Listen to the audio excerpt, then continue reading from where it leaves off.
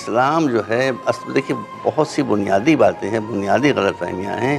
اسلام لا الہ الا اللہ محمد رسول اللہ کہہ دینے کا نام نہیں ہے، اسلام ایک کردار کا نام ہے۔ اگر آپ یا میں مسلمان ہو بھی گیا، دیکھیے سب میں قرآن کی روشنی میں کہہ رہا ہوں، جہاں آپ کو شبہ میں آیت پڑھ دوں گا۔ جی مثلاً ہمارے یہاں مسلمان کون ہے جس نے لا الہ الا اللہ محمد رسول اللہ کہہ لیا، مسلمان ہو گیا، داڑھی رکھ لی، مسلمان ہو گیا، نماز پڑھنے لگی اور پکا مسلمان ہو گیا۔ مگر قرآن کیا کہتا ہے؟ قرآن کہتا ہے سورۃ القلم میں کہ فَنَجْعَلُ الْمُسْلِمِينَ كَالْمُجْرِمِينَ، دو راستوں میں سے ایک راستہ اختیار کر لو۔ اگر تم کرمنل ہوگے تو مسلمان نہیں ہوگا، مسلمان تو کرائم کو چھوڑنا پڑے گا۔ اچھا، جی یہ جیسے قرآن کی آیت ہے۔ دوسری جگہ پر اشارہ ہوتا ہے کہ افمن کان مؤمنا کمن کان فاسقا، جو مومن ہوگا وہ فاسق و بدکار نہیں ہوگا، جو فاسق و بدکار وہ مومن نہیں ہوگا۔ یہ بنیادی باتیں جو لوگوں تک پہنچنا چاہیے۔ اسلام ایک کردار کا نام ہے، اس میں بے ایمانی نہیں ہے، دشمنی نہیں ہے، حسد نہیں ہے، جلن نہیں ہے، کسی طرح کی بھی کوئی اخلاقی بیماری نہیں ہے۔ اور اگر کوئی آدمی مسلمان کو سمجھتا ہے اور ان بیماریوں میں مبتلا ہے تو وہ صحیح مسلمان نہیں ہے۔ ڈاکٹر صادق صاحب، آپ نے ہمارے آخری سوال کے جواب میں اپنی آخری بات کہی تھی، لیکن ہم چاہتے ہیں کہ پیغام کے طور پہ اپنی آخری بات کہیں تو ذرا اور بہتر ہو جائے۔ میں کس طرح سے اپنا دل کھول کر اس پروگرام کے دیکھنے والوں کے سامنے رکھوں؟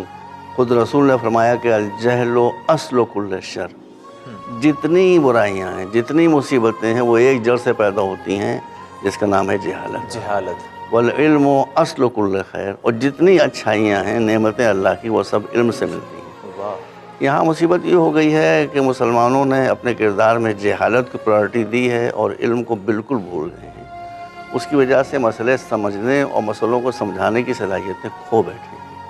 اس لیے میں سنی ہوں یا دیوبندی ہوں یا شیعہ حضرات ہوں، سب سے پہلے میں ان سے گزارش کروں گا کہ آپ مسجدیں بناتے ہیں ضرور بنائیں، لیکن مسجد بھی تو مدرسہ تھی۔ کہ میں تقریر میں کہہ چکا ہوں، وہاں حضور جامع نبوی میں تشریف لائے تھے، مسجد نبوی میں، جی جی۔ اور وہاں آپ دیکھا کہ کچھ صحابہ جو ہیں وہ عبادت کر رہے ہیں، کچھ جو علمی مسئلے پر گفتگو کر رہے ہیں، تو آپ نے کہا اللہ نے مجھے معلم بنا کر بھیجا ہے، تو عبادت گزاروں کے ساتھ نہیں بیٹھے جس جو علم کی جہاں گفتگو ہو رہی تھی، اس لیے کہ مسجد کے اندر بھی رسول نے علم و تعلیم کو ترجیح دی ہے۔